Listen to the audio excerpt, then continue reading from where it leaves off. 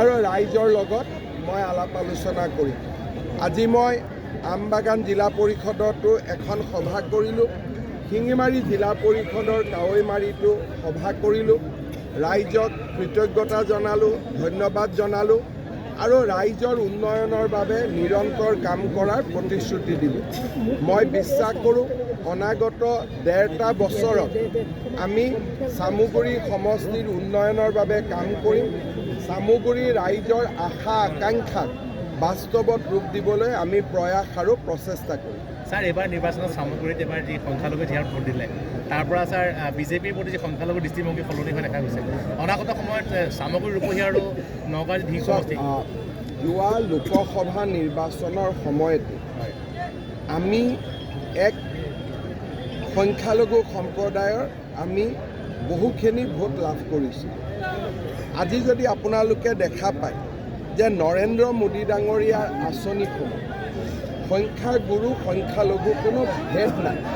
আমি অৰুণোদয় দিছোঁ, সংখ্যাগুৰুৰ কোনো কথা নাই। নিযুত মইনা আঁচনি দিছোঁ, সংখ্যাগুৰু কোনো কথা নাই। অৰ্থাৎ সবকা সাথ, সবকা বিশ্বাস, সবকা প্ৰয়াস, এই যিটো মোদী ডাঙৰীয়াৰ মহামন্ত্ৰ, সেই লৈ আমাৰ ৰাজ্য চৰকাৰখনো আগুৱাই গৈছে। আমি সকলো সভাতে কওঁ যে সংখ্যালঘু লোকক তুষ্টিকৰণ নালাগে, সংখ্যালঘু লোকক ন্যায় লাগে। আজি সংখ্যালঘু অঞ্চলৰ ৰাইজে নিবিচাৰে যে সংখ্যাগুৰু অঞ্চল এটাত ৰাস্তা নহওক আৰু সংখ্যালঘু অঞ্চলত ৰাস্তা হওক। সংখ্যাগুৰু দুয়োটা সম্প্ৰদায়ে বিচাৰে যে আমাৰ প্ৰত্যেকৰে গাঁৱৰ ৰাস্তা হওক। এইটো কোনেও নিবিচাৰে যে সংখ্যালঘুৰ লোকে অৰুণোদয় নাপাওক, সংখ্যাগুৰুৱে পাওক। সংখ্যাগুৰু মানুহেও নাভাবে যে সংখ্যালঘুৱে নাপাওক, আমি পাব লাগে। সকলোৱে ভাবে যে প্ৰত্যেক দুখীয়া পৰিয়ালতে এই আঁচনিবোৰ আহিব লাগে।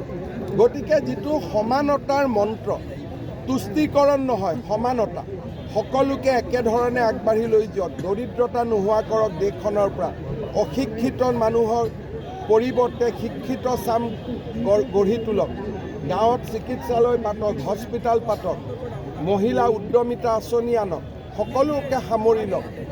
এই কথা সকলোৱে বিচাৰে আৰু সেইকাৰণে আজি বিজেপি দলক সংখ্যালঘু সম্প্ৰদায়ৰ এচাম নতুন যুৱক যুৱতীয়ে আদৰি লৈছে। মই য'তে যাওঁ যথেষ্ট তেওঁলোকে আগুৱাই আহে, মৰম কৰে। মই কথা সোধোঁ যে স্কুলত মা গৈ আছনে নাই? গৈ আছোঁ মামা স্কুলত। ভাল কৰি পঢ়া শুনা কৰিছ নাই? কৰিছোঁ। পুলিচৰ দৌৰাৰ প্ৰেক্টিছ কৰিছনে নাই? কৰিছোঁ। গতিকে লোকসভা নিৰ্বাচনৰ পৰাই আমি এচাম মানুহৰ ভোট পাব আৰম্ভ কৰিছোঁ আৰু চামগুৰিত এই পৰিমাণটো যথেষ্ট বাঢ়ি গৈছে।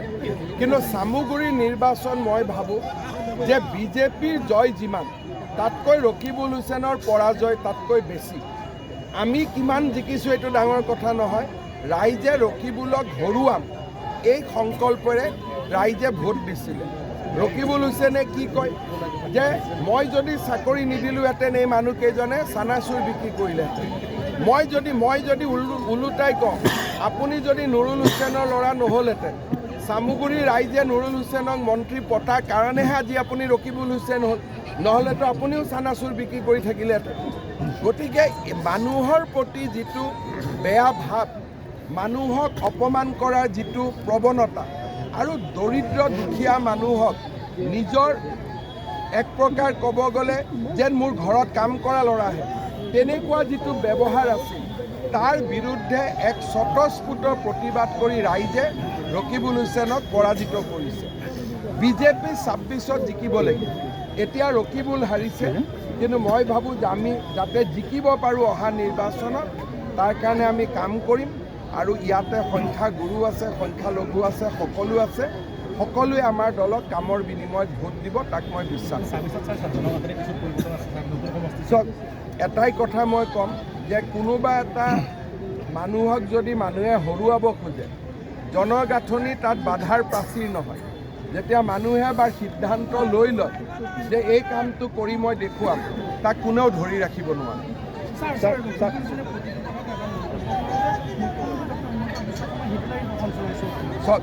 আজি মানুহে এটা কথা জানে যে ৰাইজৰ লগত মই যেনেকৈ লগ পাওঁ, মই যেনেকৈ ৰাইজৰ লগত কথা পাতোঁ, হিটলাৰে তেনেকৈ কথা পাতিছিল। আপোনালোকে মোক আজিলৈকে এটা উদাহৰণ দিয়ক যে কংগ্ৰেছৰ কোনজন মুখ্যমন্ত্ৰীয়ে ৰাইজৰ লগত ইমান সহজভাৱে কথা বতৰা পাতিছিল আগতে। প্ৰত্যেকখন সভাৰ পিছতে মই সাংবাদিকৰ লগত কথা পাতোঁ। কংগ্ৰেছৰ মুখ্যমন্ত্ৰীয়ে পাতিছিল নেকি? প্ৰত্যেক মিটিঙৰ পিছতে মই 10জন হ'লেও দুখীয়া মানুহক, মোৰ সতীৰ্থ কটন কলেজত পঢ়া বন্ধু ক'ৰবাত লগ পালোঁ, ক'ৰবাত দিব্যাংগ এজনক লগ পালোঁ, হাতৰ পৰা এপ্লিকেশ্যনখন মই নিজে খুজি লওঁ। এইটো কি হিটলাৰৰ পৰিচয় নেকি? হিটলাৰে অৰুণোদয় দিছিল নেকি দুখীয়া মানুহক? হিটলাৰে নিযুত মইনা দিছিল নেকি দুখীয়া মানুহক? গতিকে ৰখিব লৈছেনে কোন হিটলাৰ কোন হিমন্ত পাৰ্থক্যটোৱে বুজি নাপায়। গতিকে নাজানা মানুহৰ লগত আপুনি তৰ্কাতৰ্কি কৰি কি পাব? ছাৰ, বহু বাংলাদেশী নেতা ইতিমধ্যে বৃহত্তৰ বাংলাদেশৰ মেপ তৈয়াৰ কৰিছে আৰু তাত অসমৰ ভূমিখণ্ড চাওক, অসমৰ মানুহে বাংলাদেশত কি হৈছে তাক আমি উদ্বিগ্নতাৰে সৈতে লক্ষ্য কৰিছোঁ। এনেবোৰ নক্সা মেপ বনাই থাকে, মানুহে বনাই থাকিব। এতিয়া অসমত আমি ৰাজ্যখনক বহুত আগুৱাই লৈ গ'লোঁ। বাংলাদেশত ছেমি কণ্ডাক্টৰ ইণ্ডাষ্ট্ৰী আছে নেকি? আমি আমাৰ অসমখনক ইমান আগুৱাই লৈ গ'লোঁ যে বাংলাদেশৰ মানুহ ইয়াত আহিলেও চক খাই ঘূৰি যাব যে